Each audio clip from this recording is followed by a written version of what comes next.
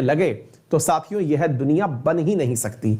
एक भय का जो शासन है ना, गांधी जी का जो अहिंसावादी विश्वास है, वो असल में सामने वाले के अंदर यह समझ विकसित करना है कि जो आप कर रहे हो वो गलत है, लेकिन गलत का जवाब मैंने गलत से दे दिया तो शासन खत्म हो जाएंगे। याद रखिएगा, इस पंक्ति को बहुत से कवियों ने बहुत शानदार भाषा में कहा है। मैं अक्सर कहता आया हूं, क्षमा शोभती उस भुजंग को, उस सर्प को ही क्षमा शोभा देती है जिसके पास गरल हो, जिसके पास जहर हो। उसका क्या जो दंतहीन विषहीन सरल हो, अर्थात क्षमा शोभती उस भुजंग को जिसके पास गरल हो, उसका क्या जो दंतहीन विषहीन सरल हो।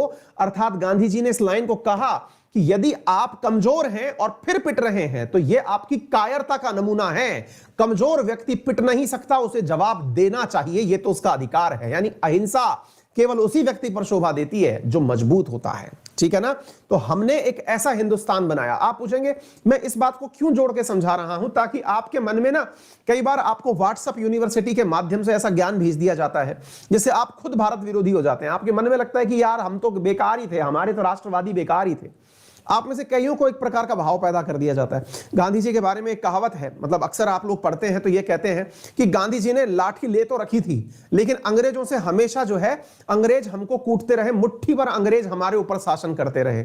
साथियों, ये मुट्ठी भर अंग्रेजों को गांधी जी की लाठी ने कैसे भगाया, एक लाख वाली लाइन समझिए, फिर हम अफगानिस्तान से आगे यात्रा करेंगे। फिलॉसफी पढ़ा रहा हूं मैं आपको आज के सब्जेक्ट में, फिलॉसफी भी गांधीयन आइडियोलॉजी समझ लीजिए, जीवन भर काम आएगी। मैं पेड विद्यार्थियों को तो ये पढ़ाता हूं, आज आप लोग भी समझ लीजिए। गांधीयन आइडियोलॉजी है कि अंग्रेजों को यह एहसास दिलाना था कि आपके जो पत्थर चल रहे हैं, लाठियां चल रही हैं, हम भारतीय लोग पिटने के लिए नहीं बने, लेकिन हम फिर भी पिट रहे हैं, आपको यह एहसास दिला रहे हैं। गांधी जी की लाठी अक्सर इस रूप का रिप्रेजेंटेशन मानी जाती है कि यह लाठी अभी सहारे के लिए ले रखी है। यदि यह लाठी उठ गई, हिंदुस्तान में इतने लोग हैं कि यदि वो मारने लगे ना तो यहां पर अंग्रेज नाम का व्यक्ति तो छोड़िए, नस्ल तक खत्म हो जाएगी।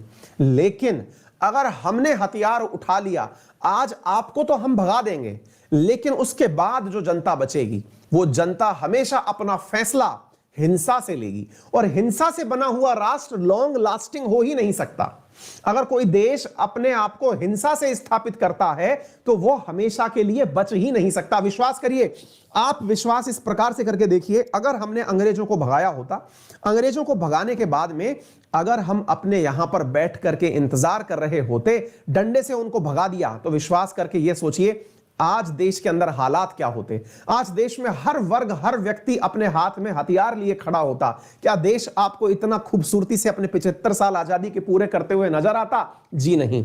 क्यों? क्योंकि भारत में तो तरह तरह की मांग उठी है। अभी चाहे किसान आंदोलन की मांग देख लो, कभी आरक्षण की मांग देख लो, कभी किसी राज्य की मांग देख लो, हर व्यक्ति अपने हाथ में हथियार लिए घूम रहा होता। फिर क्या करते आप? फिर तो आप सरकार के खिलाफ हथियार उठा लेते। और आप सोचिए पाकिस्तान बना किस प्रकार से था? हिंसा के प्रयोग से बना था, क्योंकि पाकिस्तान ने पाकिस्तान की मांग के लिए देश में बहुत दंगे भड़काए थे। आज आप खुद पाकिस्तान को देख लीजिए और हिंदुस्तान को देख लीजिए, तो हिंसा का रास्ता जो है ना वो दिखता आसान है, अपनाया भी बहुत आसानी से जाता है कि हमारे करने से एक्शन हो जाएगा। नहीं साथियों, आप भविष्य नहीं देख रहे हैं। अगर हिंसा से आप पाकिस्तान बनता हुआ देख रहे हैं तो पाकिस्तान में आज तक लोकतंत्र सर्वाइव ही नहीं कर पाया है। हमेशा वहां तख्तापलट होता है या फिर कठपुतली सरकार बनती है, सरकारों के फैसले नहीं आ पाते। हो सकता है कि आप गांधीयन आइडियोलॉजी को समझ ना पाए, लेकिन जितना ज्यादा गांधी को पढ़ेंगे आप, जितना समझने की कोशिश करेंगे। आज भारत तालिबान को एक्सेप्ट करने में क्या जा रहा है, हमारे घर से क्या खर्च हो रहा है, हम कर लेंगे, चलो ठीक है, हो गया भाई। लेकिन इसका सीधा सा मतलब यह है ना, कल को भारत के राज्य के अंदर कहीं पर ऐसी मांग उठ गई तो आप कैसे दरकिनार करोगे? वहां के लोग कहेंगे कि भारत की अपनी नीतियां ही अलग अलग हैं। समझ रहे हैं आप? और दुनिया भी अब कहीं ना कहीं इस आइडियोलॉजी को समझने लगी है। यही कारण है कि दुनिया भर के अंदर जहां जहां बड़े समझदार लोग रह रहे हैं या फिर अपने आप को पढ़ा लिखा कहने वाले लोग हैं, आप सोचिए ना, ब्रिटेन जिसको गांधी जी ने अपनी एक लाठी से भगा दिया, उसने अपने यहां पर जाके गांधी जी का पुतला लगाया कि भाई इस व्यक्ति से सीखने का मैसेज मिलता है। हम दुनिया को हथियारों से डरा रहे थे, इंडिया वालों ने बिना हथियार के प्रयोग किए सबको पीछे छोड़ दिया। ये समझने वाली बात है। आज जापान जो कि एक समय पर इतना बड़ा हत्यारा देश रहा, जिसने इतने सारे लोगों के नरसंहार किए, आज एकदम शांति प्रिय देश हो गया। कैसे? क्योंकि शांति की जो ताकत है ना वो समझ नहीं सकते आप। हां, कम ज्ञान वाले लोगों को लगता है कि केवल और केवल हथियार उठाना, हिंसा करना यही शासन पाने का तरीका है, लेकिन वो शॉर्ट टर्म है। उम्मीद है आपको कुछ समझ में आए, बाकी मर्जी आपकी है।